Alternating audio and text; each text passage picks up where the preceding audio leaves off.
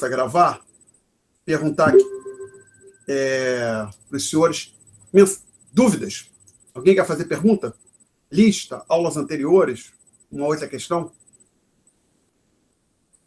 Acho que não, né? Então, a gente vai retomar a discussão de onde a gente tinha parado. Eu tinha chegado a falar sobre, a gente discutir rapidamente um jogo que se chama de jogo de movimento sequencial. Então, deixa eu abrir isso aqui, no sketchbook. Não. Então, vamos ver se eu consigo compartilhar isso aqui. Presente, não. A window, sketchbook, share. Então, deve ter aparecido para os senhores o meu recurso que substitui quase o negro aí. Não apareceu? Uhum. Ok. Então, isso que tem aí na frente dos senhores é o que se chama um jogo de movimento sequencial. Por que movimento sequencial? Por exemplo, Dilema dos Prisioneiros, que os senhores discutirem alguma outra disciplina, é o que se chama de jogo de movimento simultâneo. Mas simultâneo não quer dizer que é no mesmo instante no tempo. Quer dizer que os jogadores cada jogador tem que tomar decisão sem saber o que o outro jogador fez. Então, a história do Dilema dos Prisioneiros é que são dois prisioneiros que estão sendo interrogados pela polícia, mas em salas diferentes. E cada um tem que decidir se vai confessar ou não, sem saber se o outro confessou ou se o outro vai ou não confessar, sem poderem se comunicar. Então, os jogadores implementam as suas ações, tomam as suas decisões sem tomar ciência do que o outro jogador fez. Nesse jogo que está representado, está vendo na frente dos senhores, é um pouco diferente. Esse jogo, nós temos dois jogadores, os senhores A e B. A é um jogador, B é outro jogador. Num primeiro momento, vamos ver se eu consigo escrever aqui, e aí que eu disse que minha caligrafia piorou, estava com mais facilidade em aulas anteriores. Em T igual a 1, o jogador A... Não ficou legal. Vou tentar botar mais próximo aqui do A. Em T igual a 1, o A toma uma decisão. Nossa, coisa piorou muito a caligrafia. Infelizmente. T igual a 1, o A toma uma decisão. Ele pode escolher entre P de pato e Q de queijo. O que é isso? Vamos deixar abstrato, só para a gente ilustrar, entender a lógica de uma situação como essa, de um jogo desse tipo. O A escolhe P de pato ou Q de queijo.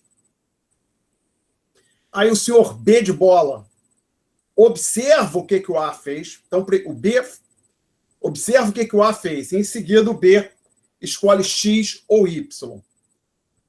Então, pode dizer que então, A escolhe, na data T igual a 1, enquanto o senhor B de bola, ele implementa a ação dele na data T igual a 2.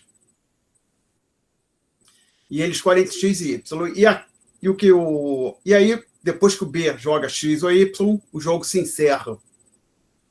E os vetorizinhos que a gente tem no final são chamados payoffs, o resultado para cada jogador. Então, vamos ver se eu consigo sublinhar. Vou tentar sublinhar em vermelho os payoffs do senhor A. Então, A é o jogador que eu vou marcar aqui em vermelho. A. Aqui nessa posição ele tem 2, aqui ele tem 3, aqui ele tem 5 e aqui ele tem 0. Ok? Então, vamos ver o que acontece nesse jogo. É fácil para decidir o que ele vai fazer? Bom, vamos lá. Suponha que ele jogue P de pato. Se ele jogar P de pato, ele tem 2 ou 3 como payoff. Quanto maior o payoff, melhor para o jogador. Porém, se A jogar Q de queijo, ele pode ter no final do jogo 5, caso B jogue X, ou 0, caso B jogue Y, né? Então, jogar queijo para o A tem a possibilidade de dar o payoff 0 ou 5. E 5, então, por um lado, se for para ter 0, é melhor para ele jogar P de pato, que aí ele teria 2 ou 3, pelo menos 2. Porém, se ele acreditar, pressupõe que o B vira para ele, não, joga Q de queijo que eu vou jogar X, fica sossegado.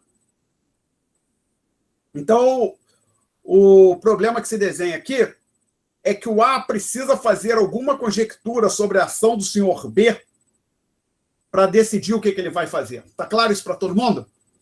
Por exemplo, então deixar claro, se antes de jogar, antes de tomar sua decisão, o A acredita que, caso ele jogue Q de queijo, ou seja, a gente venha para esse nó, o A venha para cá, e ele acredite que o B virá para cá, o A vai ter 0. Aí não é uma boa ideia. Porém, não é boa ideia para ele jogar Q de queijo. Porém, se o A, seja lá por qual motivo, acreditar, tiver certeza que o B vai jogar X, vai vir para cá, aí o A vai ter payoff 5. E aí vale a pena para ele jogar Q de queijo. Tá claro isso para todo mundo? Sim, tá claro. Tá. Então, agora, e observe o seguinte. O B pode também olhar para a situação e ficar implorando. Peraí, não joga P de pato, não, porque olha a situação do B também. Se o A jogar P de pato, ele tem 2 ou 0 no fim de tudo. Se o A joga P de pato, aí o que acontece? O B pode ter 2 aqui ou 0. Enquanto então o B pode virar para o A e falar: que isso? Não joga P de pato, não, que você vai me ferrar. Você vai me arrebentar, não faz isso comigo, não. Seja meu amigo, seja camarada. Pode ter certeza, se você jogar Q de queijo, eu não vou te jogar uma bola, não vou botar uma bola nas suas costas, não vou te prejudicar, eu vou jogar X. E aí você vai ter 5. Tá? Todo mundo está entendendo a estrutura disso aqui, então? Alguém quer fazer uma pergunta? Bom. Não, estou dando para entender, sim.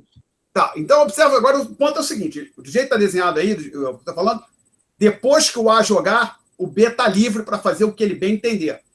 Tem um contrato, tem uma multa, não está nesse jogo. Seria possível estender isso, colocar nessa estrutura teórica aqui, por exemplo, o B faz uma promessa para o A, se ele não cumprir, ele vai ter uma multa, uma penalidade, mas não está aqui. Então, do jeito que está representado aqui, a situação é tal que, após o A tomar sua decisão, o B está livre para fazer o que ele bem entender, X ou Y. Então, vamos olhar a situação do A. Ele precisa fazer uma conjectura sobre a ação do B. E a gente vai adotar a hipótese da economia, que cada agente assume que o outro é racional.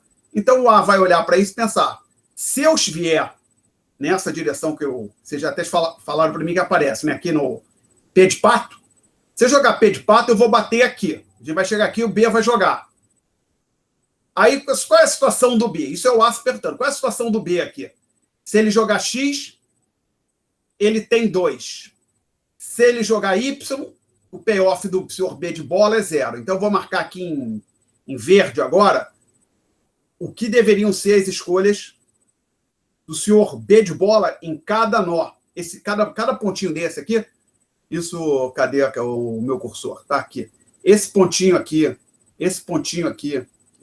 chama-se um nó. E aqui nos 4, no fim, também são... Cada um deles também é um nó do jogo. Esse aqui, por exemplo, é um nó terminal. Bom, então, se a gente chegar neste nó aqui, o B pode escolher entre 2 e 0, 2 é preferível a 0, ou seja, então, nesse caso, o B joga X. Eu vou tentar botar uma setinha aqui, vamos ver se bota isso. Ficou mais ou menos, ficou muito bom. Então, se o A jogar P de pato, o B joga X. Agora, se o A jogar Q de queijo, o B vai se ver nessa situação aqui, e aí ele pode escolher entre 3 e 7, e o B, então, vai jogar Y para ter payoff 7. Dito isso, o que efetivamente se desenha para o senhor A? Se ele chegar aqui, ele jogar... Ops! Cadê o mouse aqui? Se ele jogar A... Não, se o A, estando aqui, jogar P de pato, o B vem para cá e o senhor A recebe 2. Tem 2, desfruta um payoff 2. Se o A jogar Q de queijo, B vem para cá e o meu amigo A tem payoff 0. Então, a escolha efetiva é para o senhor A entre o payoff 2 e o payoff 0, ele prefere 2. Então, o A, vou tentar marcar com uma outra cor, vou ver se o amarelo sumiu, tem tem azul ainda que eu não usei, vou botar aqui o azul. Então, A joga O A joga P. Perdi, alguém bateu ali na entrada, perdi. Desculpe, tomara que ela só bata de novo. Bom,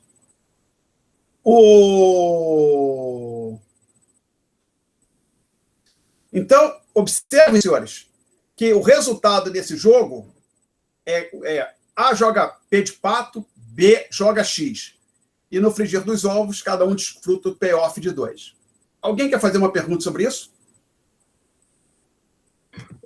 Como o senhor definiu isso arbitrariamente? Não tem nada que justifique essas escolhas. No caso do B, pelo menos. No caso do A, quer dizer. Você diz os números no final, os payoffs? Não. O que definiu o A ir para P e não para Q? Deixa eu ver se eu apago aqui. A situação que se desenha para o senhor A, então, depois que a gente analisou, a gente primeiro analisou o processo decisório do B, tá? E o A vai usar essas informações sobre o processo decisório de B na sua própria decisão. Então, o que está se desenhando para o meu amigo A? Se ele jogar P de pato, ele não vai ter payoff 3. Por quê? Porque se ele jogar P de pato, o B joga X e o jogo se encerra aqui, ó. Então, vindo para cá, o A tem payoff 2. Ok? Tá claro isso? Ok. Vindo para cá, ele jogando Q de queijo, o senhor B não vem para X, vem para o Y, joga Y. A gente segue por esse ramo aqui. E aí o payoff do senhor A vai ser 0. Então, a escolha para o A é entre esse 0 aqui e aquele 2 lá em cima. Tá claro? Ele prefere 2.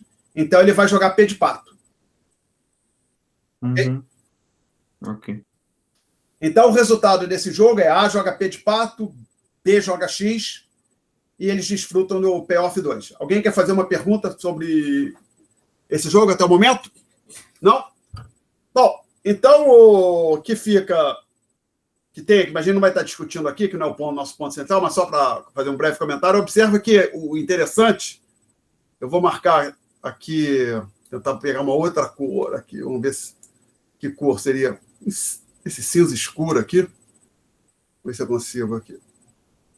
Você compara o 2.2, que é o payoff de equilíbrio, com esse 5.3 que eu vou marcar agora, observa que se esses jogadores conseguissem se coordenar para jogar A joga Q de queijo, B joga X, seria melhor para os dois, né? Eles sairiam com payoff 5-3. 5 para o A, 3 para o B, que é melhor do que o payoff de equilíbrio 2-2. O problema é que não tem como o B fazer uma promessa nessa estrutura que está aqui, crível para o A, que ele vai jogar Y, né?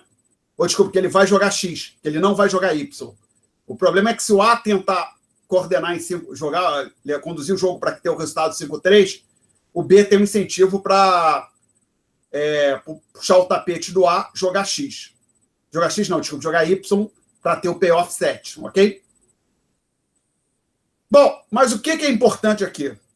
Então, observa a estrutura do jogo. Na data 1, o senhor A joga P ou Q. Aí o B de bola observa o que o A fez. E em T igual a 2, joga X ou Y. Isso é usado muito, por exemplo, na área de organização industrial, para estudar a decisão de uma firma se vai entrar no mercado ou não. Por exemplo, você poderia pensar o seguinte: A é uma firma que não está no mercado decidindo se vai entrar no mercado. E B é uma outra firma que hoje está sozinha no mercado e decidindo se vai, caso a outra entre, se ela vai baixar o preço, implementar uma guerra de preço ou não, uma coisa desse tipo. Pode.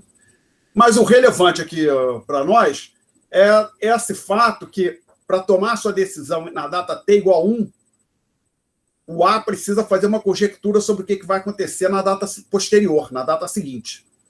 Obviamente, esse jogo é bem simples, tem só dois jogadores, um movimento para cada jogador, 2 datas. Isso poderia ser um jogo muito maior, com várias datas, vários jogadores, ficar muito mais complicado, mas a lógica permaneceria. Que o jogador que se move numa data precisa fazer conjecturas sobre as decisões dos jogadores que tomarão decisões, que implementarão ações nas datas futuras.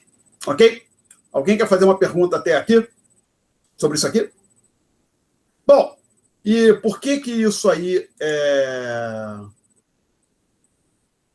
poderia ter relevância para nós? Porque eu estava falando na aula passada que uma das coisas, para que a moeda seja aceita, é importante que as pessoas acreditem que ela vai ser aceita no dia seguinte ou no momento posterior. Então, no momento que, observe que quando eu pago um café com uma nota de R$5, a pessoa que recebe a nota de R$5 está aceitando, está fazendo uma conjectura sobre a data futura e sobre o comportamento dos agentes futuros. Ela está acreditando que ela vai poder usar aquele nota de R$5 para comprar para pagar um fornecedor, ou pagar salário, ou seja lá qual for o uso que o vendedor do café vai dar naquela nota de R$5.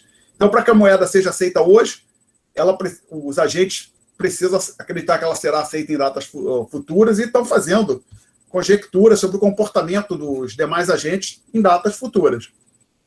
Perguntas? Não? Ok, então vamos em frente. Eu acho que vou voltar, menos no lápis da minha parte, para as notas de aula. Deixa eu ver aqui. Nós fechamos a página 4, se não me falha a memória. Sim, deixa eu conferir. Fechamos a página 4, discutindo aqueles gráficos com o IPCA, base monetária, preços e moeda no Brasil. Então, eu peço para os senhores pegarem as notas de aula, para esse tópico 2, olharem a página 5, item subseção 2.4, a PPC, paridade de poder de compra e evidência empírica. Professor. Oi. Só uma questão. Na página 4, você chegou a fazer aquele LN, CAD, RT? Sim. Sim, eu certamente, me lembro, eu fiz na aula passada sim.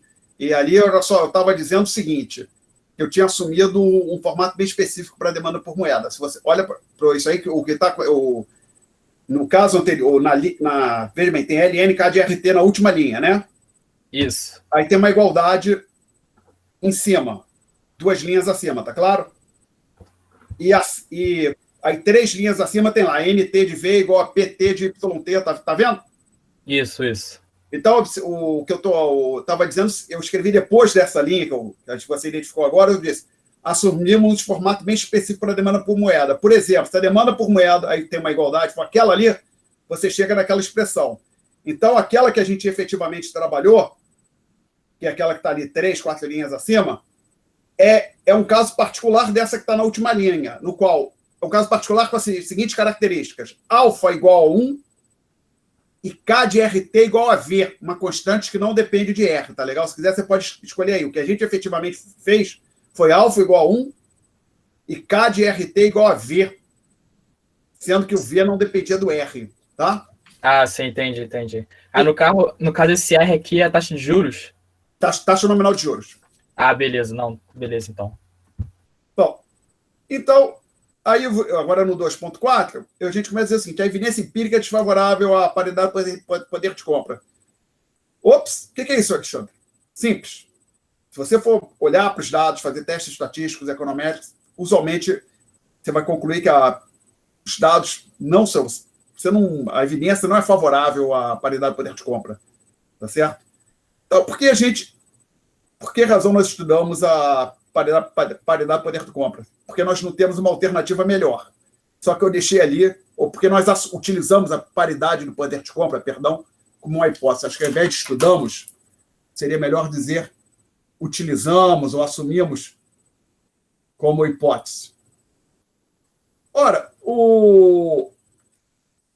aí não tem uma alternativa melhor. Por que quer dizer melhor? Por isso que eu botei entre aspas. A ideia primeira coisa que nós temos que lembrar é o seguinte, todo modelo é uma simplificação da realidade. Tá certo? Não existe um modelo perfeito que case completamente com a realidade. Um modelo que casasse com a realidade seria falar que você quer um modelo econômico, um modelo teórico, mesmo que não seja de economia, seja de outras áreas, que case com a realidade, seria como dizer, eu quero um mapa na escala 1:1. E mapa na escala 1:1 não serve para nada. Basicamente é o mundo. Você não precisa ter outro mundo para se orientar no mundo. Então, na verdade, eu observo que incluir o mapa é um bom exemplo, que o mapa é uma descrição simplificada da realidade que te ajuda a se localizar, achar uma rota, ir para algum lugar que você quer ir. Um modelo é a mesma coisa. Tá? E o problema que se desenha é que se a gente adotasse alguma coisa mais diferente da PPC, ou seja, um modelo que fosse empiricamente mais acurado, seria bem mais complexo. Tá? Então, a gente vai viver vamos ter que, pelo menos nesta disciplina, viver com essa hipótese da PPC. Aí, um comentário que eu faço aqui, teve uma época que eu li alguma coisa sobre isso, mas já tem bastante tempo. Basicamente, lembra que a gente tinha duas versões da PPC, a absoluta e a relativa. A absoluta é mais forte. Inclusive, se a absoluta é verdade, a relativa também é verdade. Mas a relativa pode ser verdade, a absoluta não. E o fato é que, na época, pelo que eu olhei, a PPC absoluta ela não se verificava nem no curto, nem no longo prazo. Enquanto para a PPC relativa, ela, no curto prazo, não se verificava, mas no longo prazo a evidência não era tão desfavorável para a PPC relativa. Talvez ela fosse respeitada no longo prazo. Eu não sei exatamente qual é o estado da arte hoje disso, o que as pessoas... Mas o fato, então, é que, pelo menos até alguns anos, a evidência empírica relativamente à PPC relativa não era tão desfavorável quanto com relação à PPC absoluta. Então, possíveis razões para que a PPC não se verifique. Primeiro, lembra que por trás da PPC, a gente usou a lei do preço único, e a ideia era que a lei do preço único deveria ficar porque as pessoas, se o preço se a batata fosse mais cara no Brasil do que nos Estados Unidos, as pessoas comprariam batata nos Estados Unidos para vender no Brasil. Uma ideia de arbitragem, aproveitar oportunidades de ganhos com comércio.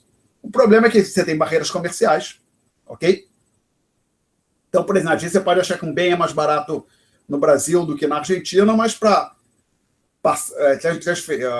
importar o bem na Argentina, ou seja, o argentino comprar no Brasil, tem um imposto de importação, tem cota, algum tipo de barreira comercial. Existem também produtos não comercializáveis.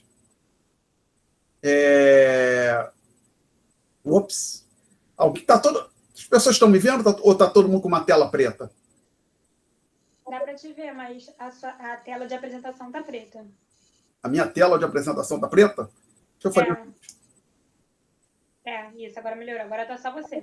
Tá, é que eu tinha esquecido de fechar o... Tudo bem, obrigado. O Matheus levantou o problema. E outro ponto para que, além das barreiras comerciais, que pode fazer com que a PPC não se verifique, é que existem chamados produtos não comercializáveis. Nem todos particularmente serviços, você consegue mandar de um país para o outro, né? Por exemplo, corte de cabelo. O corte de cabelo no Brasil é mais caro, muito mais barato do que em Nova York. Mas ninguém vai sair de Nova York. Você não vai cortar o cabelo você não vai exportar um corte de cabelo do Brasil para Nova York. Por exemplo, você vai pegar o cabeleireiro, botar no avião e levar para Nova York? Não faz sentido. Ou alguém vai sair de Nova York, pegar um avião e vir cortar o cabelo no Rio de Janeiro? Não vai acontecer. Sessões de cinema. Então, basicamente, você tem alguns bens que você não... A ideia de que... Praticamente serviço, desculpe. A ideia de que os preços devem se equalizar não é necessariamente verdade.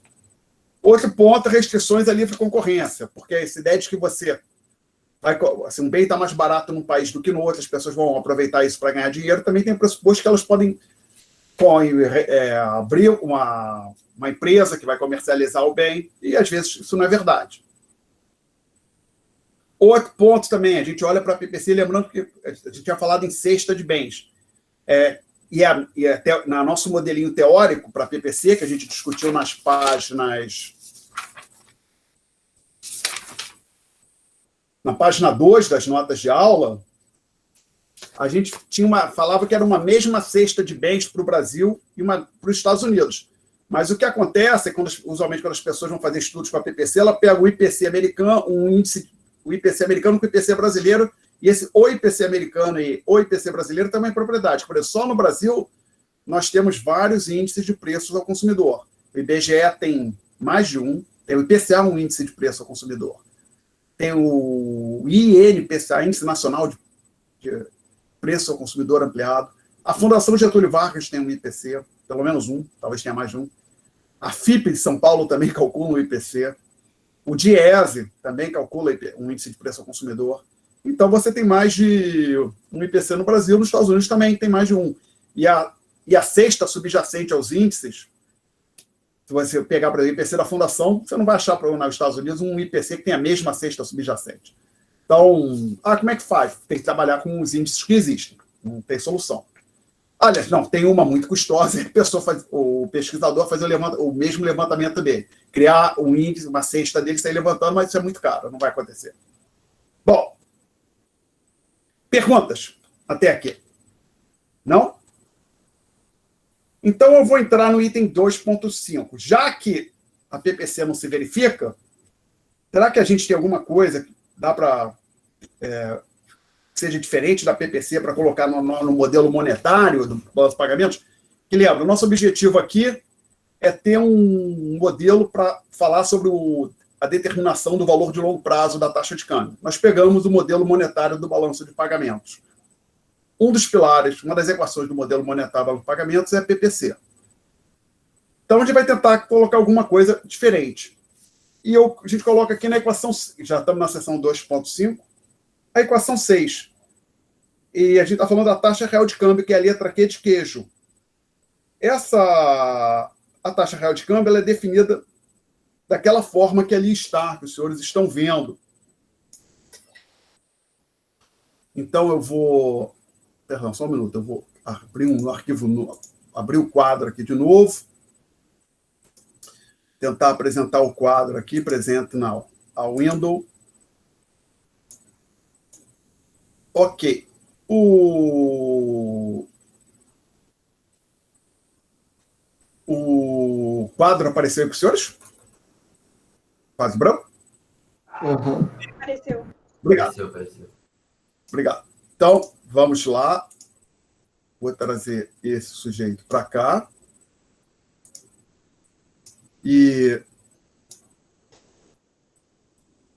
Então, a gente colocou aqui, temos no quadro a equação 6. Ops, não. Acho que eu sei o que piorou aqui. Alguma coisa aconteceu estranho aqui hoje. Depois vamos tentar ver. Depois de terminar essa aula, vamos voltar aqui e ver se eu descubro o que está acontecendo aqui com essa mesa. Estou desconfiado que eu sei. Descobri o que aconteceu. Eu perdi metade dela aqui.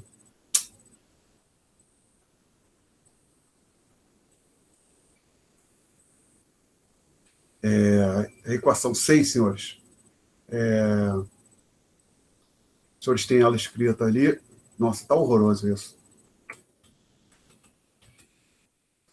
Perdão. Só aqui, ó. 6. Que qual é P asterisco sobre P. Nossa, que desastre isso. Piorou e muito. Bom, essa é a equação 6 das notas de aula. Nem sei se tem vantagem de colocar isso aí. O que você tem no denominador? Esse P é o preço, é o índice de preço. Como eu falei, você pode interpretar o índice de preço como o preço, o custo de aquisição de uma cesta de bem. Então, você tem no denominador o preço de uma cesta qualquer de bens aqui no Brasil. No numerador, você tem o preço de uma cesta nos Estados Unidos. O P está expresso em reais, o P asterisco em dólar. O P asterisco em dólar vezes a taxa de câmbio, você tem, então, a unidade daquilo que está no numerador é reais também. Então, na verdade, o que você pode interpretar que o Q de queijo é como se fosse o preço, a taxa real de câmbio como preço relativo entre duas cestas de bens. Numerador, o preço em reais de uma cesta de bens nos Estados Unidos, no denominador, o preço em reais de uma outra cesta de bens aqui no Brasil. Se você admitir que as cestas são distintas. Então, você tem o preço relativo dessas cestas. Se você falar que as cestas são os mesmos, é a razão entre os preços de uma mesma cesta nos Estados Unidos e no Brasil. Então, o que acontece? Se o Q for igual a 1, quando Q for igual a 1, essa equação aqui se transforma na equação, só dá uma olhada, equação número 1 na página 2 das notas de aula. Quando Q é igual a 1. Então, quando Q é igual a 1, a PPC absoluta se verifica. Então, falar que a PPC absoluta se verifica é a mesma coisa que falar que a taxa real de câmbio é igual a 1. E tem constante, sempre igual a 1, em todos os períodos. Se a PPC relativa for válida, então o que é constante? E é isso que eu discuto ali depois. Agora, deixa eu... Pode falar. A taxa de câmbio é o E, no caso? A taxa de câmbio nominal é o E. Obrigada. É o E. Ok. Realmente, acho que eu descobri o problema não é o drive USB, não. O problema é o porta USB. Porque nem todo mundo estava aqui no começo da aula, eu falei que eu tive um problema hoje com a mesa e não sei que diabo está acontecendo. E agora já lembrei. O glorioso Windows fez uma atualização ontem. Possivelmente isso é parte do pode ser isso. Tem que reinstalar essa mesa, só que agora não vai dar para fazer. Então, só para não dar vida, qual foi o problema? Hoje, isso eu não ia falar, hoje de manhã, quando eu liguei meu computador, ele deu uma mensagem que não tinha conseguido, a mesa não tinha inicializado direito. Depois eu testei, parecia que estava funcionando. Aí hoje, quando eu conectei ela aqui descobri que a qualidade da escrita piorou. E agora foi abrir um programinha aqui de configuração, disse que ela não está instalada. Então, talvez eu tenha que reinstalar isso aqui. E a consequência gravosa disso para a gente, não sei se vocês perceberam, a caligrafia piorou muito. Mudou, eu tinha feito configurado aqui para ficar mais fácil de escrever e agora eu não vou conseguir trocar. Peço desculpas por isso, senhores. Mas está dando para entender sim, professor. Tá, mas o diabo é que agora vem eu ia fazer esse desenvolvimento aqui, tem um desenvolvimento relativamente longo aqui no final da página 5, e eu ia fazer aqui no quadro, mas vai ficar horroroso. Vamos ver o que a gente vai conseguir fazer, então. Então vamos lá, gente. Vamos prestar bastante atenção, como infelizmente... Então, vamos lembrar aí. Nosso objetivo é fazer o melhor trabalho que a gente puder com o recurso que a gente tem, idealmente sem perder muito tempo. Então, hoje o problema que surgiu, peço desculpa, é que o que substitui o quadro está um pouco pior que o usual. Então, vamos tentar tocar, já que estamos aqui, estamos tendo aula, na medida do possível isso aqui. Então, o meu procedimento usual, quando eu dava aula pré-Covid, o desenvolvimento tem aqui, eu fazia no quadro. Eu ia fazer, só que a qualidade desse quadro hoje, para mim, está um pouco pior. Então, vou tentar, vamos ver se a gente consegue ler. Peço que todo mundo vá para a página 5, quase lá no final dela, tem um desenvolvimento relativamente grande. Tá certo? Todo mundo está vendo? Sim. O que eu falo? Eu digo ali, se a PPC relativa for válida, então o Q de queijo é constante. Observe que... Então, vamos lá. O que eu estou fazendo? Eu estou indo na equação. Peço que o aluno vá na equação 2, na página 2. Todo mundo achou? A equação 2 na página 2? Eu achei. Sim. Então, vou assumir que todo mundo está com essa equação na mão. Então, o que essa equação diz? Ela, ali do lado esquerdo, diz variação relativa da taxa nominal de câmbio, lembra? O E maiúsculo é a taxa nominal de câmbio, é aproximadamente igual ao diferencial de inflação. Aí peço para os senhores olharem uma linha acima, ou seja, a linha que eu usei para chegar na 2, tá legal? E eu poderia fazer o caminho de volta também. O que a linha anterior está dizendo? A variação do logaritmo do E, ln de E de t menos ln de t menos 1, é igual ao ln de pt menos ln de pt menos 1, menos ln de pt asterisco, menos ln de pt asterisco menos 1. Todo mundo está vendo essa linha antes da equação 2? Todo mundo está... Ninguém está vendo? Ou todo mundo está vendo, ou alguns estão vendo, outros não? Sim. Então, o que acontece? Peço que os senhores tomem como ponto de partida essa linha antes da igualdade 2. E aí, que observe que exatamente essa linha que aparece antes da igualdade 2 é a primeira linha no desenvolvimento que a gente tem no final da página 5. Estou partindo dali. Então, basicamente, eu estou pegando a PPC relativa, ou seja, a primeira linha daquele desenvolvimento relativamente longo no final da página 5, é a PPC relativa. Aí o que eu faço? Eu jogo todas as variáveis indexadas em T para o lado esquerdo. Jogo todas as variáveis indexadas com T-1 para o lado direito. E aí eu chego na segunda linha. Posso ir em frente ou alguém quer fazer uma pergunta? Perguntas? Não? E aí a gente usa a propriedade dos logaritmos, que eu tenho, por exemplo, do lado esquerdo, vamos ver se eu consigo escrever aqui. ln de ET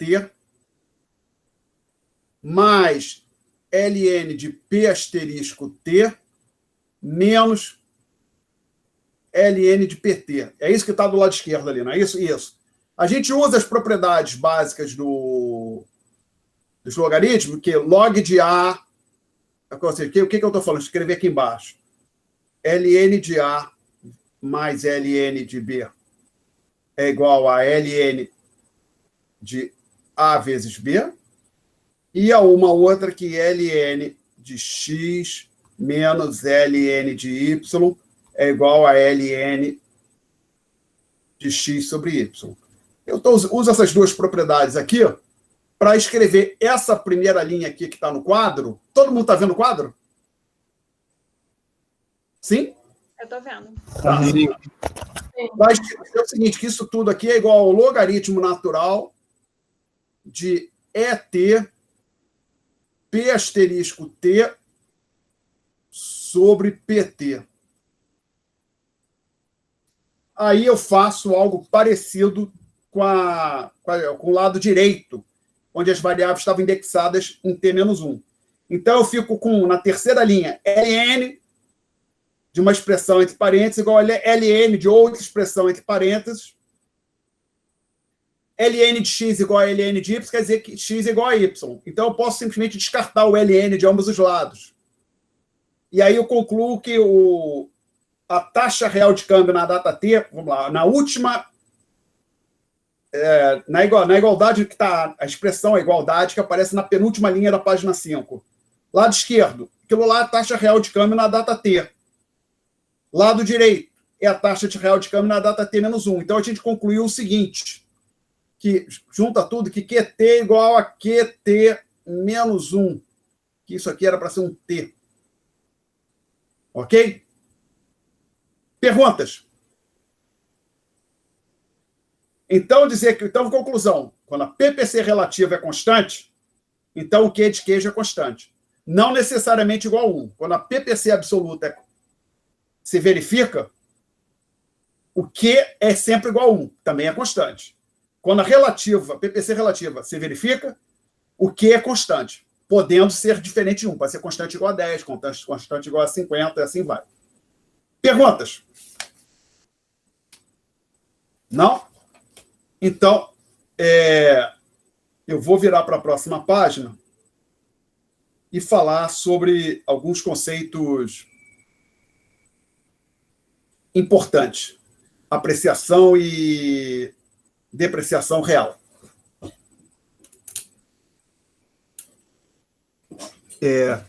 Qual é a ideia?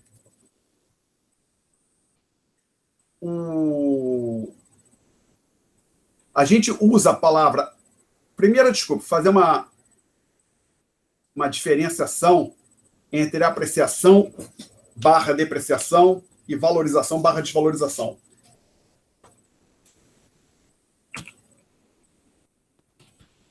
Não, quero deletar tudo. Ficou branco. Agora eu posso usar o Word aqui também, né? Então, apreciação barra depreciação,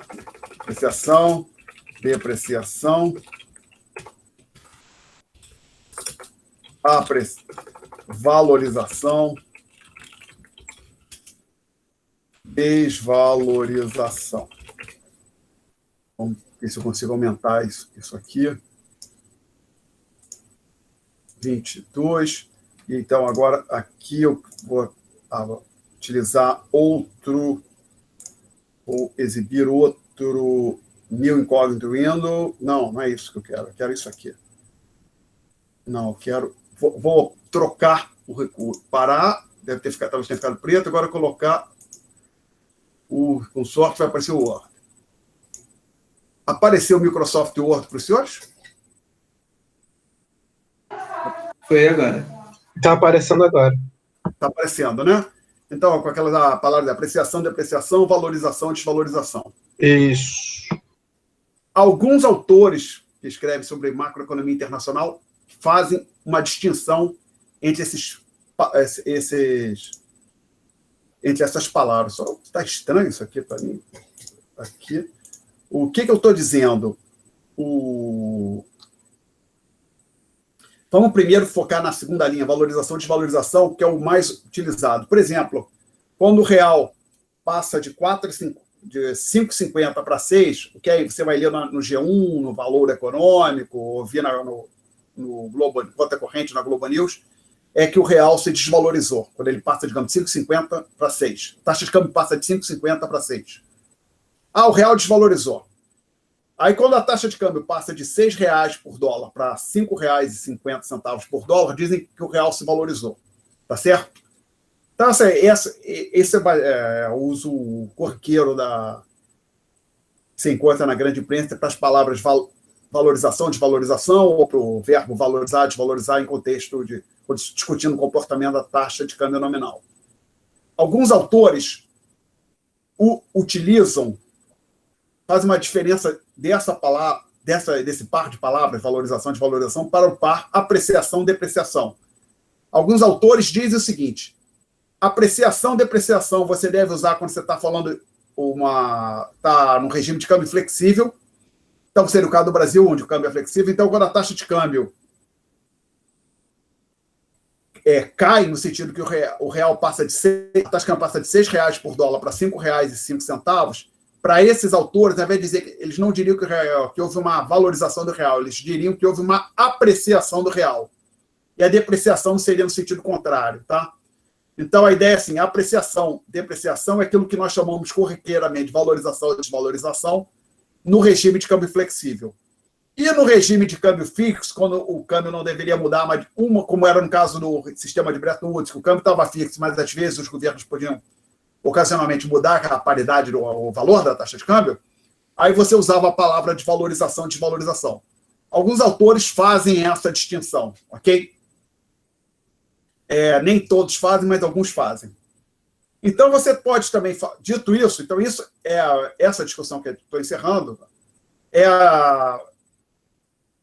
o que a gente precisa saber para entender a diferença entre apreciação e valorização, ou depreciação e desvalorização, quando a gente está falando na taxa nominal de câmbio.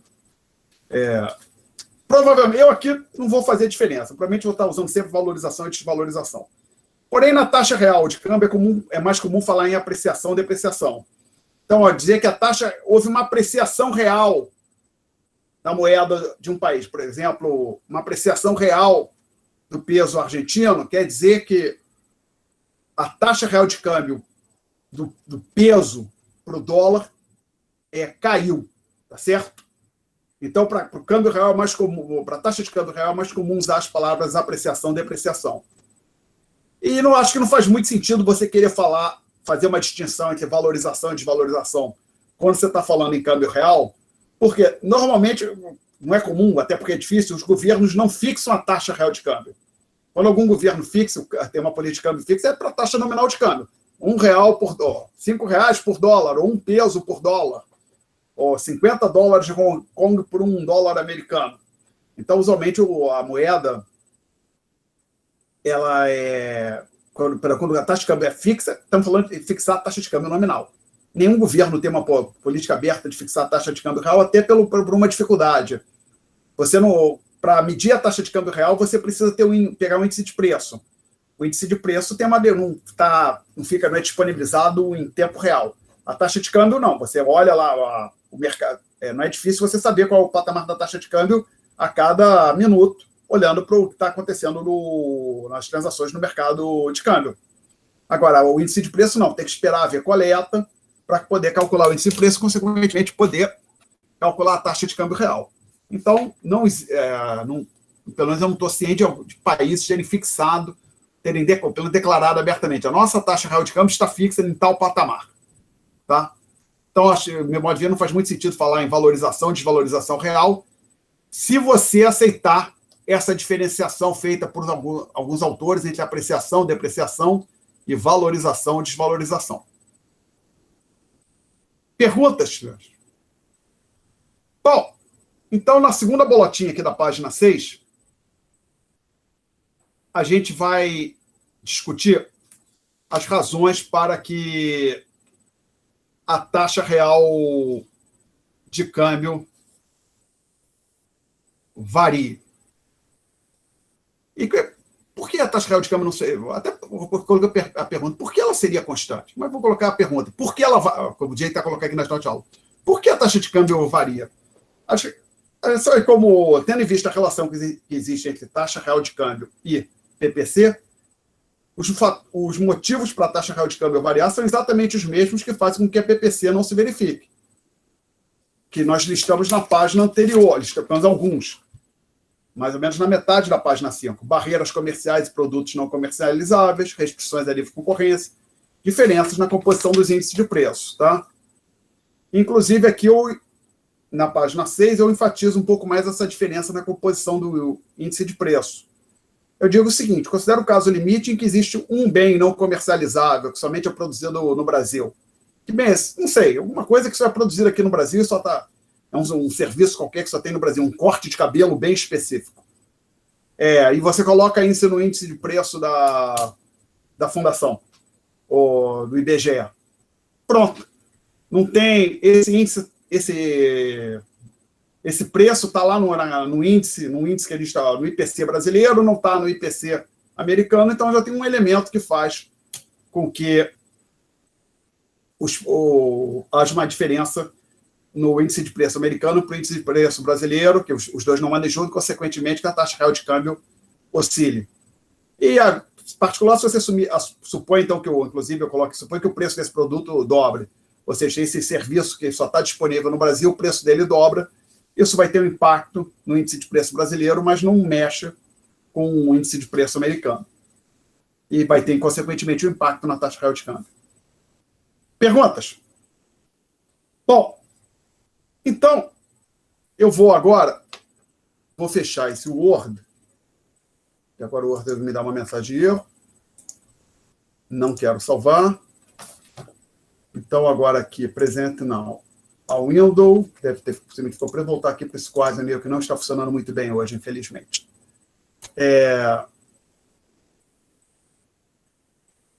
A gente vai, então, agora discutir uma nova, o manual do Krugman-Wisfeld, se não falha melhor, eles chamam de versão ampliada do modelo monetário de balanço de pagamentos. Ampliada por quê? Porque eles tiram a PPC. O modelo monetário do balanço de pagamentos que nós discutimos aqui, não hoje, em aulas anteriores, ele é composto pela equação 1, vou tentar colocar isso aqui, 1, nossa, tá difícil.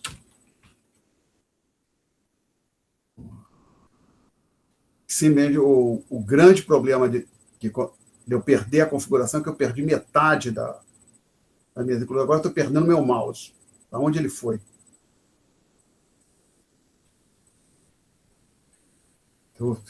Que diabo é isso?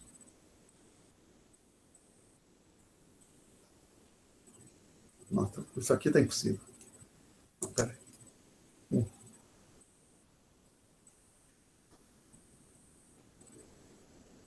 Nossa. Tá, isso está bem ruim. Mesmo não estou conseguindo escrever. O negócio não está me obedecendo. Muito ruim esse negócio está funcionando relativamente bem até a aula passada.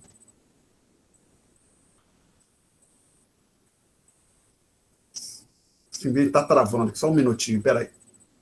Fechar esse quadro. Não quero fechar. Não quero salvar.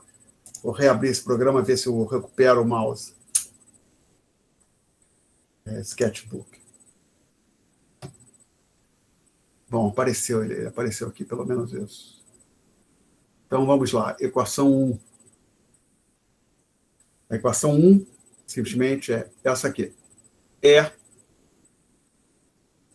igual a P sobre P asterisco. Professor, acho que o senhor não compartilhou a tela. Ah, tá. Obrigado. Nada.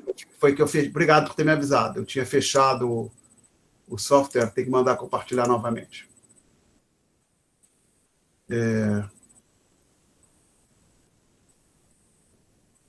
2.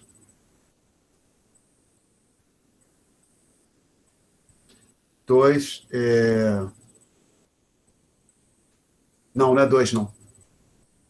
O modelo monetário do balão de pagamento é composto pela 1, pela 3. 2 não entra. Equação 3, que é M. Não, M não.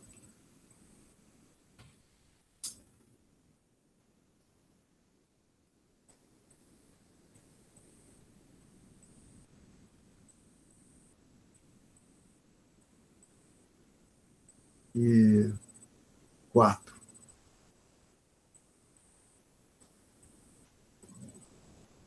Esse negócio de atualização de software realmente, às vezes, é um saco. Desagradável.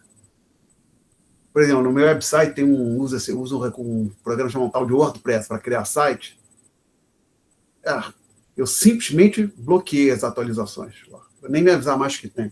Porque, por exemplo, às vezes, atualiza isso, atualiza. Atualizava, bagunçava o site inteiro, dava um trabalho do cão para arrumar. Então, eu estou desconfiado que ontem, quando o Windows fez uma atualização, a mesa... Tanto que hoje, quando eu liguei, deu uma mensagem lá que a mesa não estava funcionando. Peço desculpas pela caligrafia horrorosa, estava um pouco melhor nas aulas anteriores. Então, o modelo está tomando mais tempo também. Então, o modelo monetário do balão de pagamento é composto por essas equações, 1, 3, 4. Aí a gente fez uma álgebra, chegou na equação 5, que está ali tem nas notas de aula, já estou sem espaço para escrever aqui. E o que acontece? O que a gente está jogando fora... Vou colocar assim, estamos descartando a equação 1, que é a equação da PPC, e colocando no lugar dela a 6, que aparece na página 5. Então, a ideia é a seguinte. Esta senhora aqui, esta equação, a gente corta e coloca no lugar dela a equação 6. Vamos ver se eu vou... Que a equação 6... é isso aqui. Q de queijo igual a P asterisco sobre P. Ok? Então, a gente coloca essa equação, tira a equação 1, ela é substituída pela equação 6. E aí, o que a... Aí eu digo o seguinte. Então, voltando agora para a página 2. Perdão, para a página 6, seção 2.5.1. Estudaremos nessa seção a versão ampliada do modelo monetário do balanço de pagamentos. Eu digo, combina 3, 4, 6. Então, a ideia foi o seguinte. Tinha o modelo monetário do balanço de pagamento. Tiramos a equação 1, tirou essa equação, tem que botar alguma no lugar. Entre a equação 6, que é a definição de taxa real de câmbio. E aí, observa o que você pode fazer. Vou ver se eu consigo fazer aqui usando cor, por exemplo. Dadas essas 3 equações, o que você faz é o seguinte, você pega essa aqui, ó. Não, talvez até melhor do que isso. Você pega esse lado direito aqui, ó. Joga ele no lugar, aqui embaixo, no denominador, no lugar do P de pato. Substitui o P por aquela fração. Aí você pega, vamos ver se tem uma outra cor boa aqui, o cinza. Você pega este lado direito aqui, o lado direito da 4, e joga aqui no lugar do P asterisco, tá certo? E aí você desaparece o P asterisco. E aí você, entre aspas, ou na verdade exatamente, resolve para o E. Basicamente, joga tudo que está do lado direito, exceto o E, para o lado esquerdo, isola o E e você chega na equação 7. Então, se você, inclusive, a equação... Então, o que é a equação 7? Você pega conforme está no quadro aí que os senhores estão vendo. Olha para a equação 6, tira o P e substitui pelo lado direito da 3. Pega o P asterisco, tira o P asterisco, substitui pelo lado direito da 4. E resolve para o E. Normalmente eu faria áudio, mas hoje com esse problema que nós estamos tendo, senhores, eu peço desculpas, não vou fazer, fica como dever de casa para os senhores. Aí, se tiver uma dúvida, me pergunta na aula que vem. Com sorte, na próxima aula, essa mesa vai ter voltado a funcionar de forma perfeita. E você chega na equação 7. E aí peço que vocês olhem o seguinte. Comparem a 7, que está aqui na página 6, nós estamos discutindo, com a equação 5, na página 3. Então, eu estou dizendo o seguinte, olhe para a equação 7, na página 6, compare a 7 com a equação 5, na página 3. Se você pegar a 7 e fizer Q de queijo igual a 1, você obtém exatamente a equação 5. Tá legal? Inclusive, a gente tinha falado, quando a PPC se verifica, a taxa real de câmbio é igual a 1. Tá aí, se você assumir que a taxa real de câmbio é igual a 1, você cai no modelo, na versão original do modelo monetário do balanço de pagamentos. E na mesma... Então, essa equação 7, eu vou chamar de equação fundamental ajustada do modelo monetário do balanço de pagamentos. Compare com 5, a gente já fez a comparação. Ou seja, o 5 é um caso particular da 7. Pega a 7, diz que Q é igual a 1, você cai na 5. Tá? E o pressuposto, pelo menos que o Krugman e o Obstfeld faz, é que o Q, a taxa real de câmbio, não depende de fatores monetários. Logo, os choques monetários têm os mesmos efeitos que na versão mais simples do modelo monetário, na versão anterior, versão original. Tá? E aí alguém pode imaginar, Alexandre, o que determina a taxa real de câmbio? Aqui eu vou dizer só que são fatores reais. Tem um modelo para determinação da taxa de câmbio, uma coisa bem simples, um gráfico, lá no Krugman e Obstfeld, acho que porque a gente está fazendo aqui na disciplina não agrega muito. Então a gente vai tomar a taxa real de câmbio como uma variável exógena. Perguntas até aqui? Não? Então, temos de novo alguns exercícios utilizando a equação 7. Então, vamos ver se eu consigo escrever a equação 7 aqui.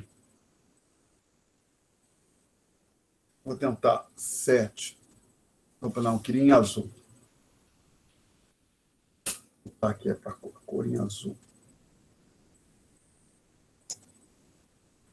Vamos ver se eu consigo escrever a 7 aqui. 7. Ops, aqui igual. 7, então, é igual a Q, M sobre M asterisco, L de R asterisco Y sobre L de RY. Ok. Então, vamos lá, senhores. Tem os exercícios no final da página 6. O que acontece se a gente tiver um crescimento no M? O E aumenta. Ah, é só olhar para a fração. Mas lembra que a gente já teve uma discussão aqui. Tem que ter uma história quando se falar, olha, quando o M aumentar, o M aumentando, você tem que te explicar por que essas variáveis aqui não mudam. E também essas aqui. Então, a ideia é, aumentou a oferta de moeda no Brasil. Ah, vamos assumir que isso não afeta a taxa nominal de juros dos Estados Unidos, nem o... Opa, aqui tem um asterisco, né? Porque faltou. Nem o PIB americano. Ah, no longo prazo, o R não depende do M. A gente vai mudar essa hipótese depois. O Y também não. Então, o E aumenta. Um crescimento na taxa nominal de juros. O R aumenta.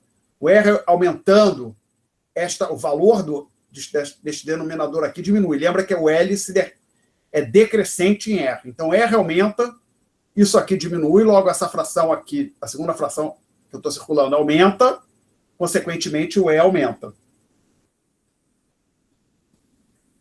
Aí, crescimento em Mi, ou seja, um crescimento na taxa de variação do M. Lembra que o Mi é a taxa de crescimento da oferta de moeda no longo prazo. Se esse Mi aumentar, você tem duas coisas acontecendo. Primeiro, você está dizendo que o M, na prática, aumenta, passa a crescer mais rápido. E esse cara também aumenta, porque ele depende do Mi, lembra? A gente tinha aqui no longo prazo, o Rzão é igual a um Rzinho, que é uma taxa real de juros de longo prazo, mais a taxa de inflação, que é igual a Mi. Consequentemente, na hora que o Mi aumenta, o R de longo prazo, o Rzão de longo prazo aumenta. Então, você tem a combinação dos dois efeitos anteriores. Mi aumentando, isso aqui aumentando, este denominador aqui diminuindo, e, consequentemente, o E tende a aumentar. Professor, Oi, pá, fala. eu não entendi a relação decrescente do L. Quando houve o crescimento do R, ao invés de diminuir o E aumentou. Só um minutinho. Está falando vocês também do exercício 2, né? É. A gente tem isso aqui, que é uma... Peço desculpa mais uma vez pela caligrafia. Isso aqui é uma função de demanda por moeda, que você deve ter visto em algum curso de macro 2, macro 1, talvez, ou já tiver feito monetária, curso monetária 1 ou 2. A hipótese usual, o modelo ISLM, demanda por moeda, é que este L é decrescente, o menos é para dizer que ele é decrescente no R e crescente no Y, ok? Concorda? Ok. Então, vamos lá. O que acontece quando você aumenta o R? Suponho que você está falando aqui que o R vai aumentar. Isto aqui... Ops! Deixa eu apagar isso aqui, só botar em vermelho. Se você aumentar o R, falar o R aumentou, o que acontece? Nossa, tá difícil isso aqui. A coordenação motora fica bem mais difícil quando eu nesse... Agora, o negócio parou completamente aqui agora. O que acontece com isso, com L, quando o R aumenta? Ele cai, concorda? Sim, sim. Então, vamos vir agora olhar para cá. Eu estou dizendo o seguinte, no exercício 2, o R aumentou. Consequentemente, aqui o numerador, quando o R aumenta, diminui, concorda? É que a minha dúvida era mais especificamente no porquê o R era negativo. Mas aí o senhor O R é negativo, não. O R, usualmente, a taxa nominal de juros usualmente é positiva. Não, desculpa, ele é decrescente. Não, a hipótese do exercício, vamos lá. O pessoal olha nas notas de aula. Os exercícios são o seguinte. Exercício 1. O M, crescimento em M. M aumentou. Alguma coisa fez com que o M mudasse. Não sei o quê. Exercício 2. Alguma coisa fez o R crescer. Não sei o que é. O R cresceu por algum motivo. Tá legal? O que faz ele crescer eu não estou discutindo. A ideia é a seguinte. Algum evento externo faz o R crescer. O que acontece com a taxa nominal de câmbio de longo prazo? É essa a pergunta. Tá legal? Sim. Então, aí, dito isso, na hora que o R cresce, aquilo que está circulado em vermelho diminui, aquela fração do qual aquilo que está circulado em vermelho é o denominador, aumenta, consequentemente, o valor de E aumenta. Tá legal? Ah, tá. Tá bom, entendi. Ok? Ok, obrigado. Aí a gente tem o exercício 4, estamos falando, o Y cresceu. Quando o Y cresce, o L, aquilo que está circulando em vermelho na primeira linha, aumenta. Então a fração diminui, logo o E tende a cair. Desde que o Q não vá na direção oposta, né? Que o Q não cresça muito. Eu não sei o que aconteceria. Então, o que eu disse ali nas notas de aula.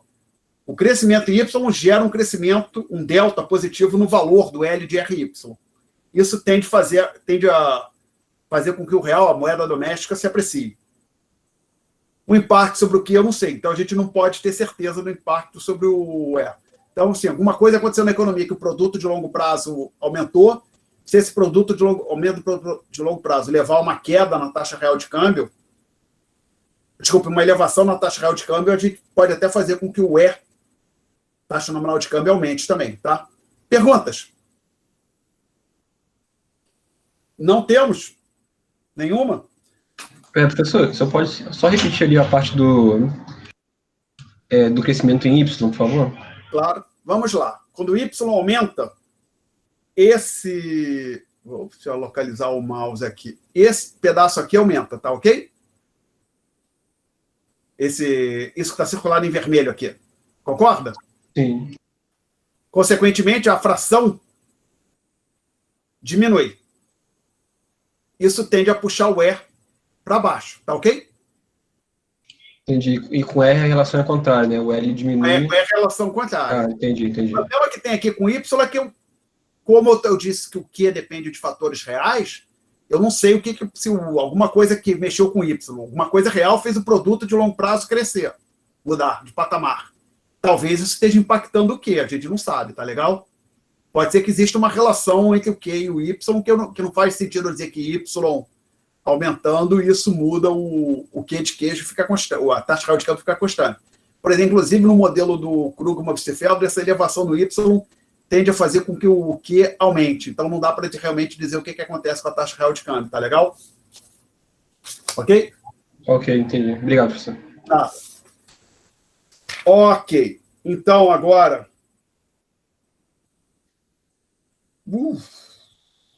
Por que eu fiz isso? Normalmente não tenho medo de dar aula, não. Mas falar para você, agora com um quadro aqui ruim, está mais difícil do que nas aulas anteriores, que aqui ia ter bastante conta. Vamos ver que se nessa meia hora eu consigo evitar as contas e discutir mais uns gráficos que eu tenho aqui. Tá? Idealmente, não vou fazer desenvolvimento gráfico hoje. Com sorte, na próxima aula. Então, pera só. Vou primeiro. Vou deletar isso aqui, minimizar isso aqui. Vou, então, agora, stop presenting. E imagino que agora talvez a minha face tenha aparecido grande aí para os senhores, né? Talvez na hora que eu cortei, ou está tudo preto? Está tudo preto ou está razoável isso, senhores? O que está aparecendo na tela para os senhores? Tá só você, professor, aparecendo aqui. Tá. Não está apresentando. Tá, eu cortei, não estou apresentando nada. Então, vamos entrar aqui no item 7, desculpa, na página 7, onde eu digo o seguinte, tem um título, extensão, discussão mais formalizada do modelo monetário do balanço de pagamentos. Aqui nós vamos ter um desenvolvimento algébrico não muito complicado, só um pouco longo e trabalhoso. E como eu falei, o diabo é que, se vocês olharem a página 8, aí tem umas contas grandinhas, né? E... Eu preferia não fazer essas contas hoje. Então, tem uma parte anterior que antecede isso, ainda aqui na 2.6, que envolve gráfico. Então, é isso que nós vamos discutir primeiro, até porque é essa ordem que está. Então, eu estou dizendo o seguinte, nós vamos fazer uma discussão mais formalizada do modelo monetário do balanço de pagamentos. Aí, na primeira bolota, eu digo o seguinte, trabalharemos com a versão básica. E lembra, tem duas versões. A básica que a gente viu no começo deste tópico e a ampliada que a gente viu hoje, onde a diferença da básica para a ampliada é que você tira a PPC absoluta e coloca uma definição da taxa real de câmbio. E aí isso tem um impacto na equação fundamental. Nós vamos trabalhar com a versão básica, poderia ser feito a mesma coisa com a versão ampliada, só ia ficar aparecendo uma letrinha a mais, o Q de taxa real de câmbio lá. Mas aí aqui entra um parênteses, algo que ele vai discutir, nível versus taxa de crescimento. O que eu estou falando? Eu digo o seguinte, sejam x subscrito zero, onde esse x é maiúsculo, onde o x0 é um número positivo, e o x minúsculo, duas constantes. O que nós chamamos do nível de uma variável xt é definido ou dado por x0, ao passo que a taxa de crescimento é dada por x. Aí eu peço que os senhores olhem para a expressão que tem ali. Professor, Oi? o que esse x0 significa? Perdão, vamos lá. X maiúsculo, subscrito, tem uma variável econômica genérica. Pode ser o PIB, por exemplo. Ah, tá. Ou o índice de preço. É uma variável genérica, eu chamei de X. T é um indicador de tempo, tá legal? Então, eu estou dizendo o seguinte, essa variável X se comporta de acordo com aquela igualdade que aparece antes de número 8. O subscrito, x subscrito t igual a x subscrito 0, que multiplica 1 mais x, tudo isso elevado a t, 1 mais x elevado a t. Ok? Aí eu digo o seguinte, o nível de x é dado por x0, ao passo que a taxa de crescimento é dada por x minúsculo. Mas por que a taxa de crescimento é dada por isso? Então, acho que eu vou ter que voltar a apresentar aqui. Então, vamos lá. Present now. Ao Wendel de novo, o glorioso. Ah, mas ele não está aqui. Cancel. Então, fechá-lo e reabrir. Não. Abri aqui o sketchbook, ele reabriu. E eu venho aqui apresentar o Wendel. O quadro deve voltar para aparecer para os senhores. Então, observe se você pegar aquela equação antes da equação 8 e avaliá-la um período à frente. E eu vou aqui pegar caneta azul, que estava com vermelho. Observe o seguinte. Ao invés de avaliar em T mais 1, você tem essa expressão aqui.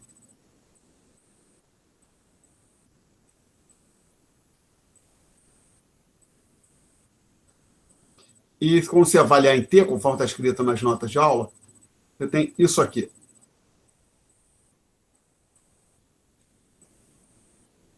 Divide uma variável pela outra. Uma variável, não. Uma igualdade pela outra, membro a membro. Divide o lado direito, o lado esquerdo de uma pelo lado esquerdo da outra, o lado direito de uma pelo lado direito da outra. O que você vai concluir? Xt mais 1 sobre xt. Nossa. Vou tentar botar melhor esse sinal de fração ali. É igual a x0 com x0 cancela. 1 mais x elevado a t mais 1 sobre 1 mais x elevado a t vai cancelar o... Vai ficar 1 mais x elevado a t mais 1 menos t. Regra dos expoentes sobre isso aqui, ó. Só. Tá certo? E aí, se você, por exemplo, coloca o 1 para o lado esquerdo, você fica, então, aqui com o seguinte, que xt mais 1 sobre xt menos 1, que é igual a xt mais 1 menos xt sobre xt é igual a x minúsculo. Então, efetivamente, o x é a taxa de crescimento na forma unitária, né? Então, por exemplo, você vai falar que cresce a taxa 2%, x é igual a 0,02. O x efetivamente é a taxa de crescimento do x maiúsculo. Ok? Alguém quer fazer alguma pergunta? Até aqui? Então, observe que eu falei que o x era a taxa de crescimento, isso decorre desse movimento que eu estou fazendo, que a gente acabou de fazer aqui no quadro. E eu disse que o x maiúsculo era o nível do... O x maiúsculo, não, o x subscrito, x maiúsculo subscrito 0 era o chamado nível. X é taxa, x subscrito 0 é o nível. Aí tem aquela expressão 8 que ali está, que é a versão dessa equação que eu vou sublinhar em vermelho, a expressão... Ops, desde que eu acho o mouse. Está aqui em vermelho, vou sublinhar aqui. Então, essa equação que aparece nas notas de aula, a igualdade 8 é a versão para tempo contínuo dessa expressão que eu marquei em vermelho, gente. Ah, o que é isso? Vamos deixar claro. Você pode... Os senhores, no curso de cálculo 1, de cálculo 2, falaram em equações diferenciais, não falaram? Quando estavam... Não falaram? Sim. Chegaram a falar em equações de diferença, não é diferencial, de diferença quando o tempo é discreto? Acho que não. Não? Mas tudo bem, que usualmente o ponto é que o tempo pode ser uma variável discreta ou contínua. O que eu estou dizendo? Você pode estar mensurando o tempo assim, t igual a 0, igual a 1, igual a 2, então é uma mensuração discreta do tempo. Então, o tempo é variável em tempo discreto. No caso, essa equação que eu marquei em vermelho, implicitamente eu estou assumindo que o t está sendo mensurado em tempo discreto. É mais comum, porque facilita a álgebra, a gente assumir que o tempo é variável, é mensurado em tempo de forma contínua, então ele pode assumir qualquer valor, inclusive fracionário, t pode ser igual a π, ao número π, que não é um número irracional, assim vai. E aí, quando o tempo é contínuo, aí a versão, o equivalente a essa equação que está em vermelho, agora assumindo que a variável t é mensurada de forma contínua, é a expressão 8. Ah, mas, Alexandre, qual é a vantagem de usar em contínuo ou discreto? Por exemplo, Se eu falar que o T é uma variável discreta, eu não posso tomar derivada com respeito ao tempo. Por quê, Alexandre? Vamos lembrar o seguinte, quando eu digo que eu estou avaliando a derivada por exemplo, da variável A com respeito à variável B, eu estou falando em variações infinitesimais do B, bem pequenininhas, lembra? Vem da definição de limite. Lembra que a derivada é a razão entre dois limites. Então, eu estou falando variações bem pequenas. E se o tempo é mensurado em incrementos de uma unidade, eu não posso fazer a variação do tempo tão muito pequenininha. A menor variação no tempo vai ser uma unidade. Então, não dá para derivar com respeito ao tempo, se o tempo é uma variável discreta. Tá? Então, se você quer usar as ferramentas de cálculo, você tem que assumir que o tempo é uma variável contínua, como é feito na equação 8. Então, a equação 8 é a versão para tempo contínuo desta equação que está marcada em vermelho aqui no quadro. E aqui com um pequeno comentário, senhores, que é comum, mas nem todos os autores fazem isso, mas é bastante comum. Quando o tempo é colocado entre parênteses, conforme eu estou fazendo aqui, fica implícito que ele é uma variável contínua. O tempo é contínuo. Quando ele é colocado como subscrito, conforme está acontecendo aqui, subentende-se que ele é uma variável discreta. Mas nem todos os autores fazem isso. Às vezes tem um pessoal que coloca o T como subscrito, T é variável contínua. Mas é com frequência, quando T é mensurado em tempo contínuo, ele fica nesse formato, entre parênteses, na mesma linha que o X. Quando ele é discreto, ele vira subscrito. Professor, Então, inclusive, quando eu escrevi a equação 8, eu tirei o T, que era subscrito do X grande, coloquei o T entre parênteses. Aí alguém ia fazer uma pergunta. senhor, eu queria saber se você pode substituir esse x por alguma variável, tipo, algum exemplo para deixar o... Sim, você pode dizer que o X é PIB. Legal. Oi? É porque eu tô com dificuldade de entender, tipo, qual é a diferença de xt para x0. Não, primeiro, X em geral, o X maiúsculo, é uma variável econômica qualquer, pode ser o PIB, tá legal? Uhum. E quando você diz que, escreve aqui, por exemplo, falando em tempo discreto ainda, X15 é o valor do X na data 15. Uhum. X0 é o valor dele na data 0, que seria a data inicial, tá ok? Sim. Tá. Então, observa a expressão que está sublinhada em vermelho, ela está dizendo o seguinte, X15 é igual a X0, que multiplica 1 mais X minúsculo elevado a 15. Ok? Entendi. Tá? Basicamente, o que é essa equação sublinhada em vermelho? Ela dá uma regra de comportamento da variável X. Que essa regra de comportamento depende do valor inicial, que em cálculo a gente chama de condição de contorno, lembra? Em equação diferencial. Uhum. Condição inicial, e a taxa de crescimento do X, que é o que eu chamei de X minúsculo, ok? Ok. Agora, quem é o X? Pode ser quem você quiser. Pode ser preço. Então, a gente estaria olhando para a evolução dos preços. Pode ser o PIB real. Pode ser o salário nominal. Não sei, é uma variável econômica genérica que eu não sei. A gente não precisa se preocupar. Tá? Vale para qualquer variável, ok? Perguntas até aqui, senhores. Obrigado. Então, só uma coisa. Nós temos aqui o gráfico 8 no fim das notas de aula. Ops! Não, eu falei oi, não. Estamos na equação 8, gráficos 4, 5 e 6. Tá. Onde eu estou representando, trabalhando com a equação 8. Então, agora eu vou apagar tudo isso que aqui está. Foi todo mundo embora. Selecionar de novo a cor azul. E pegar a equação 8, jogar o logaritmo natural de ambos os lados. Quando eu jogo o logaritmo natural de ambos os lados de 8, eu tenho isso aqui. ln de x de t é igual a ln disso tudo aqui. Que, por sua vez, esse pedacinho no meio eu não escrevi, né? Tudo isso tem nas notas de aula. Usa uma propriedade base do logaritmo. ln de A vezes B é ln de A mais ln de B. Então, eu peguei, isso é um direito que eu tenho, Então, só estou usando as propriedades do logaritmo para fazer essa quebra aqui. Continuo aqui na linha de baixo. Isso aqui diz que ln de x subscrito 0 mais ln de a elevado a b, ou seja, ln, abre parênteses, a elevado a b, fecha parênteses.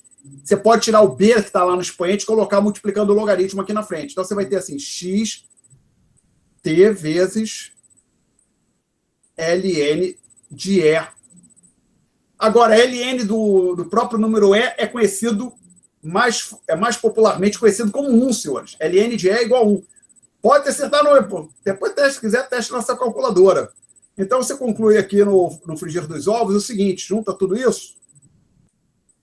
A conclusão é que, quando você passa o logaritmo de ambos os lados, é que ln de x de t é igual a ln de x0 mais x vezes t. Alguém quer fazer alguma pergunta até aqui? Agora, observe o seguinte. Isso aqui é a equação de uma linha reta. O que você está dizendo, Tio? Vou escrever aqui. Eu só não vou usar a letra x. No meio, quando fala de linha reta, a gente fala assim, y igual a mais bx. Eu não vou usar y igual a mais bx, porque já tem um x aqui. Então, eu vou usar outras letras. Eu vou dizer assim, z é igual a A mais B vezes Y. E vou usar cor para deixar claro quem é quem aqui. Verde. O Z desta linha aqui, o papel dele é desempenhado por este senhor aqui na linha anterior. O senhor A, que eu vou marcar, está aqui em vermelho, é o chamado, o coeficiente linear, ou intercepto, é o ln de x0. Vou usar agora um cinza aqui. O B. A e B são constantes, tá? B é o x. E a última variável aqui, eu vou botar... Tá faltando já cor. Vou botar no outro. Nesse preto aqui, que eu acho que é diferente do que eu usei, espero que seja. Quem joga o papel do Y é o T de tatu aqui, ó. Ok? Então, observa que a penúltima linha, que aparece nas notas de aula também, eu escrevo ali, observe que 8 implica que lnxt é igual a ln de x0 mais x vezes t. Ela define uma relação linear, que os senhores já mexeram milhões de vezes na vida, entre o logaritmo de x de t e o tempo. E é isso que eu... Então, se eu fosse representar isso graficamente, vamos ver se eu consigo botar aqui num cantinho. Como eu peço desculpa que não está muito bom, a ideia então, isso aqui seria t. Aqui o ln de x. E essa equação aqui, ó, eu estou circulando agora, seria representado por uma linha reta no espaço T, ln de x. Ok? Alguém quer fazer perguntas até aqui? E, na verdade, aí peço que os senhores deem uma olhadinha no gráfico... Ah, não. Eu devia ter posto um gráfico antes do 4. Então, deveria ter um gráfico antes do 4, eu vou botar aqui. Então, vou apagar tudo. Então, resumir isso aqui. Resumo da ópera. Vou botar aqui em azul. Tentar fazer um gráfico aqui. Isso não vai ficar muito bom, porque... Então, cadê a régua? Vou usar esta própria caixinha aqui como régua. Vamos ver o que eu consigo fazer. Não ficou muito bom, mas melhor do que nada. Aí bateu ali onde não devia. Então, agora esse aqui. Ops, não, aqui. Pronto. Então, essa ficou pica. O diabo a vertical é mais difícil. Agora, e aqui, ln de x. Então, essa equação aqui é uma coisa desse tipo. Observe o seguinte, voltando, como eu já apaguei, senhores têm que olhar para as notas de aula. Lá onde tinha a equação 8, pode fazer até na própria equação 8, não precisa ser naquela que eu já passei o logaritmo, não. Pega a equação 8, faça t igual a 0. Você vai concluir que o x de 0 é o x subscrito 0, né? Ou então, olhando 3 linhas baixas, está escrito ln de xt igual a ln de x0 mais x vezes t. Faça t igual a 0, você está falando que o ln de xt é igual a ln de x0. Então, para t igual a 0, a gente parte desse patamar aqui, ó, ln de x0. Então, esse pontinho aqui, o valor aqui é ln de x0. E aí, vamos ver se eu consigo fazer isto aqui, alfa. A tangente desse ângulo alfa é dado pelo x, que é a taxa de crescimento do x grande, tá legal?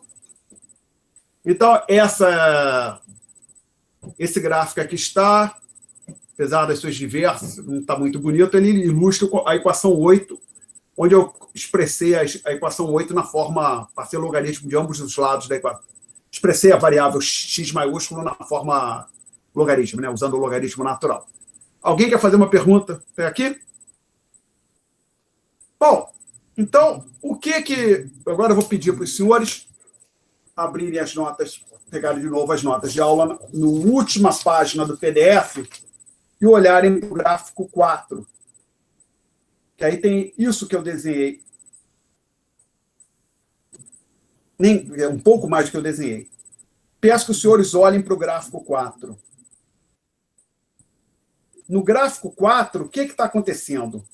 Numa data que eu chamei de T grande, naquela data T maiúsculo, alguma coisa acontece e o X maiúsculo dá um pulo. Um pulo, o pulo é igual àquela distância entre a bola aberta e a bola fechada. Todo mundo está vendo isso? Sim ou não? Sim. Então, tem um pulo no patamar do ln de x, dado por aquela distância entre as duas bolotinhas. Mas observe que a taxa de crescimento do x grande não muda. Por que a taxa de crescimento não muda? Porque a inclinação das duas retas, os dois segmentos, têm a mesma inclinação, tá claro? Então, quando acontece, por exemplo, um choque numa variável econômica que tem um pulo desse tipo, que a gente diz houve uma mudança no nível, no patamar, mas a taxa não mudou. Tá claro isso para todo mundo? Então, aí você pode interpretar assim, suponha que o nível de... Pode agora pensar assim, x é preço. Suponha que os preços não sempre crescendo a taxa 10. Aí um dia acontece alguma coisa, os preços dão um pulo. Ao invés de crescer 10% num ano, eles crescem 20% e depois voltam a crescer 10%. Esse crescimento adicional seria representado por esse pulo discreto aqui, entre a distância entre as duas bolotinhas. As duas bolinhas, ok? Alguém quer fazer uma pergunta sobre o gráfico 4? Então, uma situação como a do gráfico 4, os economistas dizem que houve uma mudança no nível da variável x, mas a taxa de crescimento não mudou. Gráfico 5. Professor, só uma pergunta. Esse choque seria, por exemplo, se fosse relacionado ao PIB, poderia falar que é um choque da oferta, alguma coisa assim, ou não? Por exemplo, digamos que tem um país produtor de petróleo e ele vem regularmente crescendo 5% ao ano, e aí, num ano qualquer, tem a sorte, descobre novas jazidas e começa a explorar, isso dá um pulo ali no PIB do país e depois volta a crescer 5% ao ano. Tá legal? É mais esses pulos a gente pensar em preço. A inflação era constante, igual sempre em torno de 2%. Aí, num ano, tem uma safra ruim, algum problema acontece, a inflação vai a 5% e depois volta a 2%. Então, a ideia é que o nível de preços subiu, mas a taxa de crescimento dos preços não mudou. Tá ok? Tá legal? Beleza. Aí peço agora que os senhores olhem para o gráfico 5. No gráfico 5, o que acontece na data T grande é uma mudança na taxa de crescimento. O patamar, o nível da variável não pula, a variável não pula. Mas a inclinação da curva muda e passa a crescer mais rápido. Poderia ter diminuído, né? Então, você tem uma mudança na trajetória de uma variável, conforme acontece no gráfico 5, você diz que houve uma mudança na taxa de crescimento. Perguntas? Bom, e o gráfico 6? O gráfico 6 é combinação. Eu digo que na data T grande, acontece alguma coisa que gera uma mudança no nível e também uma mudança na taxa de crescimento. O nível aumenta e a taxa de crescimento aumenta. Claro, agora, obviamente, eu poderia ter uma queda no nível. Então, no gráfico 4, ao invés de ter o pulo ser para cima, tem um pulo. O pulo sempre é para cima. Acho que o pulo pode ser para baixo, não sei. Então, vamos lá. Ao invés da variável do nível crescer, teria uma queda no nível. Então, a segunda reta ficaria abaixo ou seja, a bolinha preta ficaria abaixo da bolinha branca. Essa é a ideia. Se você tem uma queda no nível. Poderia também, no gráfico 5, ter uma queda na taxa de crescimento. Ou seja, ao invés da curva ficar com uma inclinação maior, ela ficaria com uma inclinação menor. E no gráfico 6, aí você poderia ter, você pode ter um nível crescendo com a taxa caindo, você pode ter um nível caindo com a taxa caindo, ou aí tem 4 combinações possíveis, né? No caso do gráfico 6, o que tem aumento em ambos, nível e taxa. Perguntas, senhores? Bom, por que eu estou falando isso? Tudo em nível e taxa. Só para os senhores saberem, voltando aqui para a página 9 das notas de aula, mais ou menos ali no terço inferior, observe que tem uma equação assim, MT é igual a M0 que multiplica 1 mais MT. Então, eu estou explicitando ali o nível M0 e a taxa de crescimento μ da oferta de moeda. E a gente vai plugar isso na equação fundamental do modelo monetário do balanço de pagamentos e fazer algumas contas. Tá legal? Acho que é a ideia. Perguntas? Não? Então, senhores, ninguém vai fazer nenhuma pergunta? Hoje não tem pergunta? Então, deixa eu só aproveitar antes de encerrar. Professor? Oi, fala. Só surgiu uma dúvida em relação à inflação. Quando a gente fala taxa de inflação, o nível da inflação ou a que taxa a inflação está subindo? Não, vamos lá. Taxa de inflação é a variação do nível de preços. Mas quando a gente fala o nível de inflação, por exemplo, você diz, a inflação anual no Brasil é 8%. Você está falando que o nível de preço, um índice de preços, cresce 8% ao ano. Como é que a gente está falando de IPCA, que é aquele que o Banco Central olha quando está implementando a política de metas de inflação. O IPCA está crescendo 8% ao ano. Se o IPCA está crescendo 8% ao ano, a taxa de inflação é 8%. O nível de preço está crescendo 8% ao ano. Mas, às vezes, o pessoal fala o nível da inflação. Então, quando o nível da inflação aumentou. Então, você está dizendo o seguinte, que a inflação passou de 8% para 10%, então a taxa de crescimento dos preços aumentou de 8% para 10%. Tá legal? Aí depende da variável que você está falando. Então, pode ter uma variável, por exemplo, a inflação ela é a taxa de crescimento do P, mas você também fala no nível da inflação, tá certo? No patamar de inflação. Ok? Pera, eu fiquei um pouco confuso agora. A inflação é a taxa de crescimento dos preços, não é isso? Dos preços, isso. Então, o crescimento da inflação seria a taxa de crescimento da inflação e não dos preços. Não é isso? O crescimento da inflação seria a variação da inflação, seria a segunda variação do nível de preço. Por exemplo, falando em cálculo, seria a derivada segunda. Em relação do preço, entendi. Tá? Por exemplo, pode pensar assim, a taxa de inflação está relacionada à derivada primeira. Ao passo que a variação da inflação estaria relacionada à derivada segunda dos preços com respeito ao tempo. Tá legal? Tá, obrigado, professor. Nada. Mais perguntas, senhores? Bom, então acho que eu vou parar a gravação e parar de compartilhar também. Encerrando a gravação, estamos encerrando